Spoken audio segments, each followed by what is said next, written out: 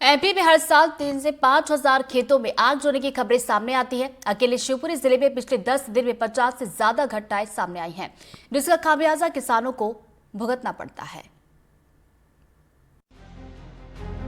MP में हर साल 3 से 5 हजार जगह खेतों में आगजनी की खबरें सामने आती हैं। अकेले शिवपुरी जिले में पिछले 10 दिन में 50 से ज्यादा आगजनी की खबरें सामने आई हैं, जिसका खामियाजा किसानों ने भुगता है।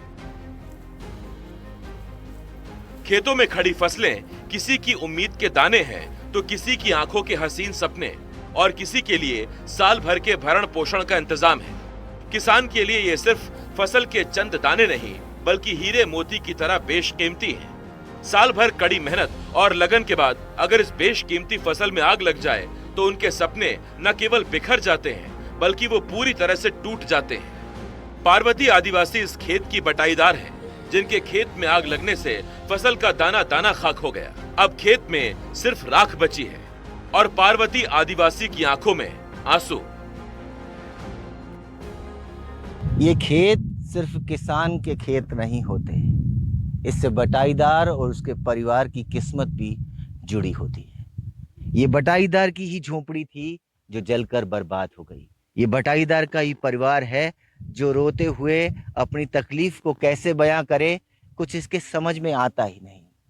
अगर हम यहाँ मौजूद बटाईदार की बात करें तो बटाईदार हमारे साथ हैं। पीछे का खेत जला हुआ है, खेत की फसल जली हुई है, उसकी झोपड़ी जली हुई है, मजदूरों की मोटरसाइकिल जली हुई है। ये सब कुछ उसकी आंखों के सामने बर्बाद हो गया और अब उसके सामने पूरी साल की कमाई जलकर खाक हो गई।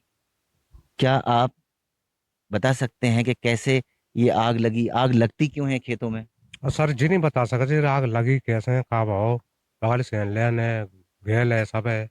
आप जी नहीं बता सकते कैसे लगी है, क्योंकि मजदूरी को निकल गए तो वहाँ में। अब कितना नुकसान हो गया आपका? नुकसान तो बहुत हुआ है सर। वहाँ में चीजें बस्ते भी रखी थी, आटो सामान भी रखे, तो वो भी चावल थे, गेहूँ थे, खाते के कट्टा भी थे, सब मतलब खाने पीने का सामान बिल्कुल सब खत्म हो गया। हाँ? सारी चीजें थी। सारी चीजें भी, पैसा भी गए थे। फसल को बटाईदार, आप बटाईदार हैं, आपका खेत के किसान से कितना हिस्सा होता है? आधा हिस्सा होता है। आधा हिस्सा आपका, आधा हिस्सा किसान का। किसान का होता तो अब जो फसल जली है उससे नुकसान? नुकसान वो तो आप दोनों को या दोनों भुगतना पड़े, नहीं तो फिर बटाईदार को तो भुगतेगा उसको। क्या कोई शासन हमको मदद दे देगी तो कुछ हमारा कुछ हो जाएगा, पेट पालन। तो बटाईदार का तो सब कुछ छिन गया इसका मतलब? हाँ, वो तो हमारा तो सब कुछ हो गया वो। अच्छा, ऐसा भी बताया जा रहा है कि अगर खड़ी होती फसल और फसल को काट कर आपने नहीं रखा होता तो बहुत नुकसान होता। हाँ, नुकसान बहुत हो जाता, पूरा पूरा साफ हो जाता, पूरा नुकसान, पूरा बचा ही नहीं पाते।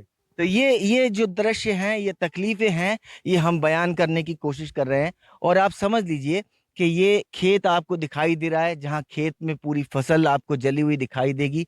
मैं आपको समझा दूं कि खेत में फसल को काट के उसके पूरे बना करके, यानी उसके ढेर बना करके रखे हुए थे।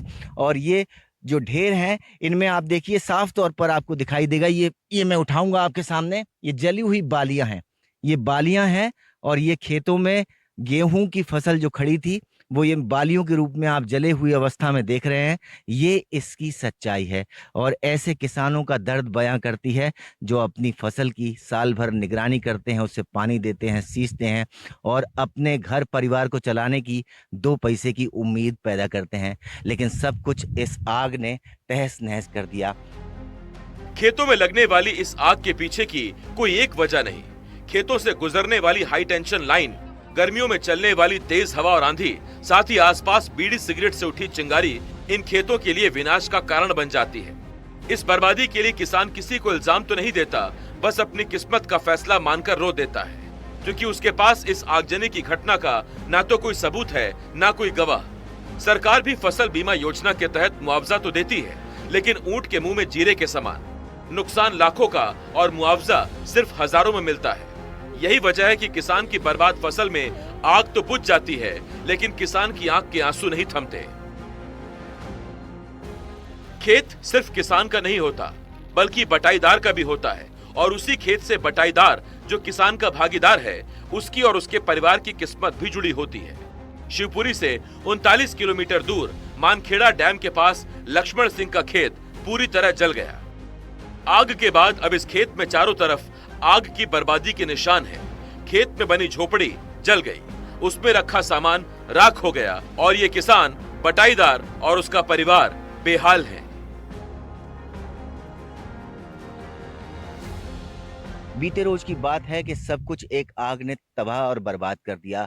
ये झोपड़ी है और झोपड़ी में रहने वाला इस खेत का बटाईदार अपने परिवार के साथ अब बेघर है और झोपड़ी के हालात आप समझ सकते हैं कि किस तरह से सब कुछ तहस नहस हो गया। ये आग इतनी भयानक थी कि इसने जो कुछ भी सामने देखा सबको निगल गई। अगर ये दृश्य आप देखेंगे तो आपको समझ आएगा कि किस तरह से एक खेत में बनी छोटी सी झोपड़ी का सब कुछ तहस नहस हो गया। यहाँ आटा छालने वाली ये चलनी पिघल करके टेढ़ी हो गई या अनाज हो वो बर्बाद हो गया और जो सामान इस घर में रखा गया था वो सारा के सारा बर्बाद हो गया। अगर हम कैमरा साथी से कहें कि यहाँ दिखाने की कोशिश करें तो ये देखें कि इस किसान ने अपने घर में अपनी झोपड़ी में जो चंद बर्तन जुटाए थे खाने पीने के लिए वो भी जल करके खत्म हो गए।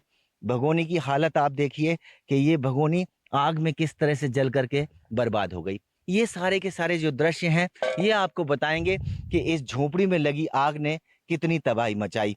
ये आग केवल झोपड़ी तक सीमित नहीं रही बल्कि उस किसान के खेत तक पहुंच गई जहां उसने फसल को काट के रखा था और उम्मीद थी कि चंद पैसे आएंगे, साल भर का रोजगार चलेगा।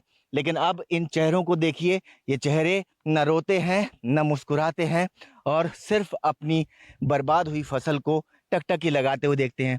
देखिए इस बटाईदार की आंखों में से आंसू गिरते हुए देखिए, इनकी आंखों से ये आंसू छलकते हुए देखिए। ये बर्बादी के अपने आंसुओं के दृश्य हमारे सामने बयान करने की कोशिश कर रहे हैं। सब कुछ नुकसान हो गया आपका तो सब कुछ वही होगा, अच्छी जान तो सब है, रकम मकम सब वो तो सब नुकसान होगा सब कुछ नुकसान हो गया। बच्चे पैर है जो नहीं कपड़ा की ले रहे हैं नहीं सब। ये कहती हैं कि जो कपड़े मैं पहने हुए हूं बस मेरे पास वही बचा है। बदहाल किसान और किसान के साथ जुड़ा उसका बटाईदार अगर अपनी हालत को बयान करते हुए कहता है कि मेरे तन पर जो कपड़े हैं बस वही बचे हैं, तो आप अंदाजा लगाइए, आप सोचिए कि उसको फसल कितने मायने रखती है। और ऐसे में अगर ये आग इस फसल को तबाह और बर्बाद कर दे तो उसकी आंखों से सपने टूट जाते हैं। आंसू के रूप में उसका दुख तो छलक कर बाहर आ जाता है, लेकिन उसकी जिंदगी एक बार फिर से शुरू होने की कहानी कहने लगती है। शिवपुरी से अपने कैमरा साथी नितिन शर्मा के साथ Atul Gaur, NDTV. Film actress Jaya Prada एक इवेंट में शामिल होने भोपाल पहुंची, जहां जया प्रदा ने एनडीटीवी से